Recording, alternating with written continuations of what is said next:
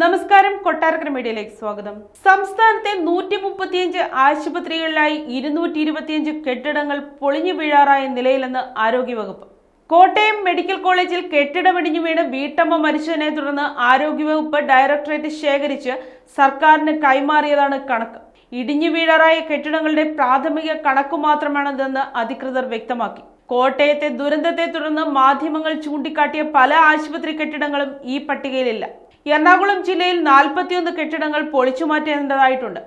നൂറനാട് കുഷ്ഠരോഗ ആശുപത്രി അടക്കം ആലപ്പുഴ ജില്ലയിൽ 37 കെട്ടിടങ്ങൾ ഗുരുതരാവസ്ഥയിലാണ്. വയനാട്ടിൽ 14 കെട്ടിടങ്ങളും ഇടിഞ്ഞു വീഴാറായ നിലയിലാണ്. കെട്ടിടങ്ങൾ പുതുക്കിപ്പണിയാൻ ജില്ലാ മെഡിക്കൽ ഓഫീസർക്കും ആരോഗ്യവകുപ്പ് ഡയറക്ടർക്കും കത്ത് നൽകി കാത്തിരിക്കുന്നവയാണ് പല ആശുപത്രി അധികൃതരും.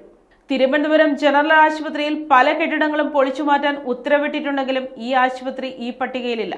പത്തനംതിട്ട കടപ്രയിലെ കുടുംബാരോഗ്യ കേന്ദ്രത്തിലെ ഒരു കെട്ടിടം 2018 പ്രളയത്തിൽ ചെരിഞ്ഞതാണെങ്കിലും നന്നാക്കിയിട്ടില്ല. വാടക കെട്ടിടത്തിലാണ് ഇതിന്റെ പ്രവർത്തനം. അടിമാലി താലൂക്ക് ആശുപത്രിയിലെ IP ബ്ലോക്ക് ഭാഗികമായി പൊളിച്ചുമാറ്റിയതാണെങ്കിലും സ്ഥലപരിമിതിയുള്ളതിനാൽ ഗൈനക് വാർഡ് പഴയ കെട്ടിടത്തിൽ തന്നെയാണ് പ്രവർത്തിക്കുന്നത്. അയോഗ്യമെന്ന് സർട്ടിഫിക്കറ്റ് ലഭിച്ചവയാണ് പട്ടികയിൽ ഉൾപ്പെടുത്തിയ ഒട്ടുമിക്ക കെട്ടിടങ്ങളും. ഇവ പൊളിച്ചുമാറ്റുന്നത് സർക്കാർ കാര്യമായതിനാൽ നടപടിക്രമങ്ങൾ ഇഴഞ്ഞ് മറ്റൊരു ദുരന്തം ക്ഷണിച്ചു വരുത്തുകയാണ്.